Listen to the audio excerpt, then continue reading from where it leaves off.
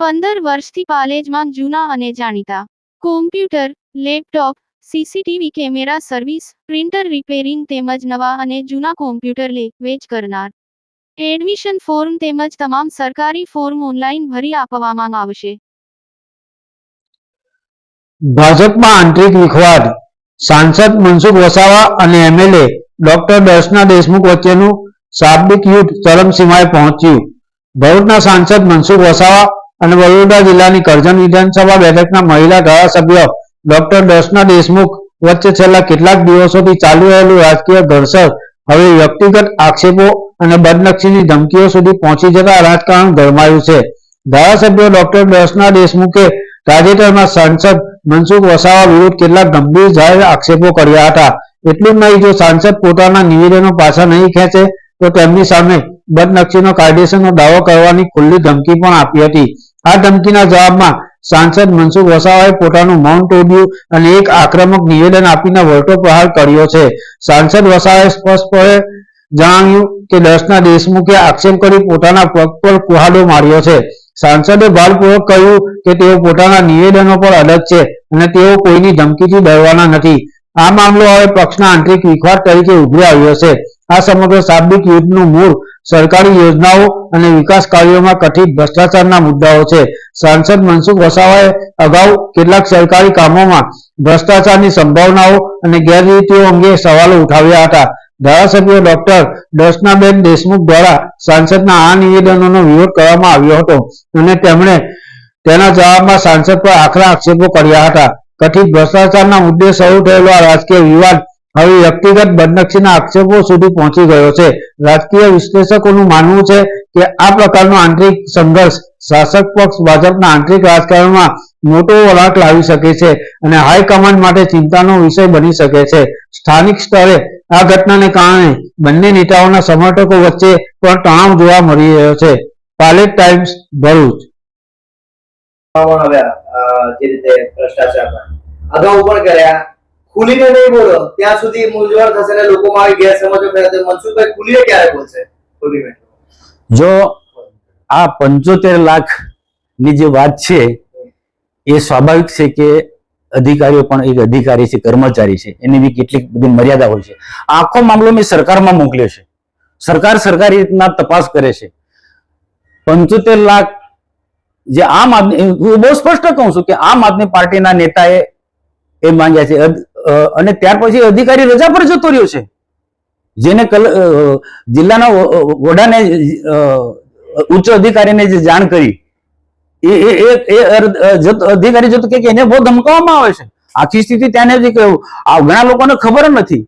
ત્યાંની એક એવી ટોળકી છે કે આવા અધિકારીઓ કોઈ પણ રીતના કોઈક વાત લીકેજ કરે તેને કોઈ રીતના હેરાન કરવાનો અને ભૂતકાળના વિડીયો છે અધિકારીને બેફામ પ્રકારની આમ આદમી પાર્ટીના લોકો જે ગાળાગાળી કરે છે.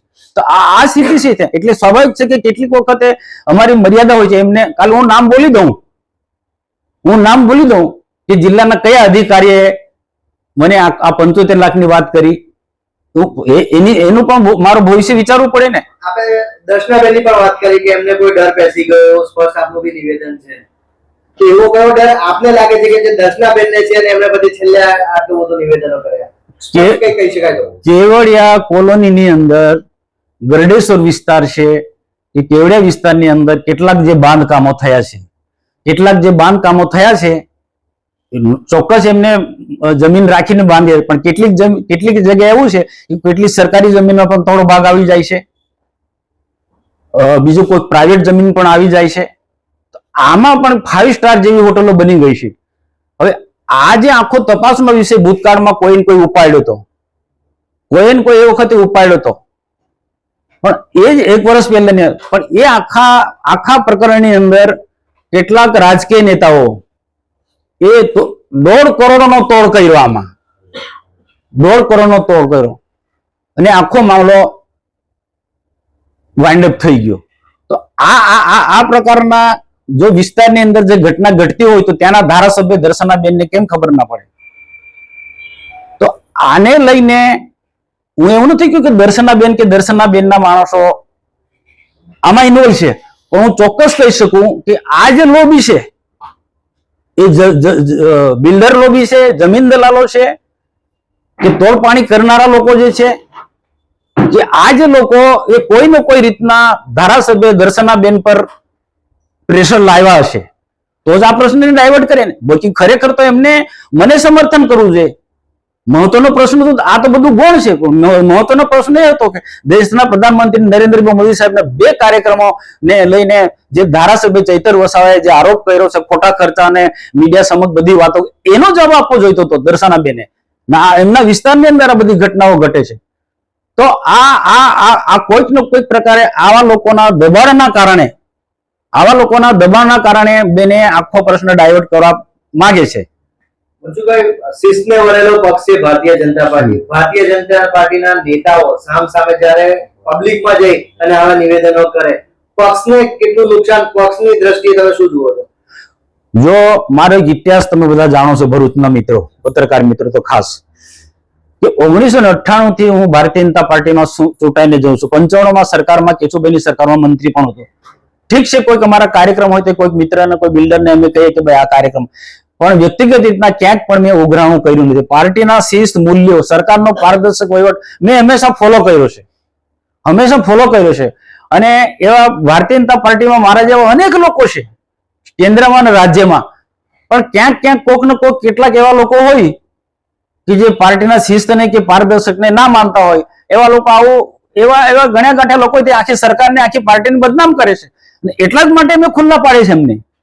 આવા જે પાર્ટીની ગાઈડલાઈન તોડનારા લોકો હોય, કે સરકારનો આખો ધ્યેય છે એને તોડનારા લોકો હોય, એવા લોકોને એટલા માટે હું ખુલ્લા પાડું છું. બાકી મારો બીજો કોઈ આશય જ નથી, ને કોઈ મારું કોઈ વિરોધી નથી, ને કોઈ મારું બગાડતું પણ નથી. પણ આમ પ્રજા હેરાન ના થાય અને કોઈ ખોટા લોકો ફાવી ના જાય. હું આટલી દર્શનાબેનને આજે પ્રશ્ન પૂછું કે ચૈતરભાઈ વસાવા આટલા ટાઈમથી ભાજપ વિરુદ્ધમાં, સરકાર વિરુદ્ધમાં, ભાજપના મંત્રીઓના વિરુદ્ધમાં બેફામ બોલે છે, કેવડિયામાં આવીને એક પણ દિવસ ધારાસભ્ય દર્શનાબેન એને જવાબ કેમ નથી આપ્યો? એ પણ મારો પ્રશ્ન છે દર્શનાબેનને. જો મને બધી રીતના દબાવવાના પ્રયત્ન કરતા હોય, મારા પર બદનક્ષીને દવાનો ઠોકવાની વાત કરતા હોય, તો પછી ચૈતર વસાવા બેફામ સરકાર માટે બોલે, ભાજપ માટે બોલે છે. એને નિરંજન વસાવા જિલ્લા પ્રમુખ હોસ્પિટલમાં દોડી જાય ટીમ લઈને, પોલીસ સ્ટેશનમાં જાય, સ્કૂલોમાં જાય, તો એક પણ એનાથી પાર્ટીને ડેમેજ થાય. તો આ વખતે દર્શનાબેન કેમ મૌન રહેશે? મારા માટે એટલા બધા ઉછેડે છે, એ મને સમજે છે કેમ ઉછેડે છે, તો એ આવી જગ્યાએ કેમ મૌન સેવે છે? સ્પષ્ટ ચીમકી છે બદનક્ષીના દાવાની. જો બદનક્ષીનો દાવો થાય તો તમારું પગલું શું રહેશે? જો મેં એટલી જ વાત કરી ને, કેટલાક અધિકારી અમને જે માહિતી આપે છે, અમારા કરતા એમનું મારે વધારે વિચારું છું. એટલે હું સમજી વિચારીને, હું મારા કારણે કોઈ અધિકારી હેરાન ના થાય. બાકી આ 75 લાખનો જિલ્લાના વરિષ્ઠ અધિકારીને ઉપસ્થિતિમાં આ પ્રશ્ન ચર્ચાયો હતો, એને 75 રૂપિયા માંગણી કરે છે એ અંગેનો, તો અમે અમારા જિલ્લાના અધિકારી એમને પણ કે નહીં અપાય, અને અમે પણ ના અપાય, મેં નીલલાલ જિલ્લા પ્રમુખ નહીં અપાય. એના કારણે આ બધું ઊભું થયું છે.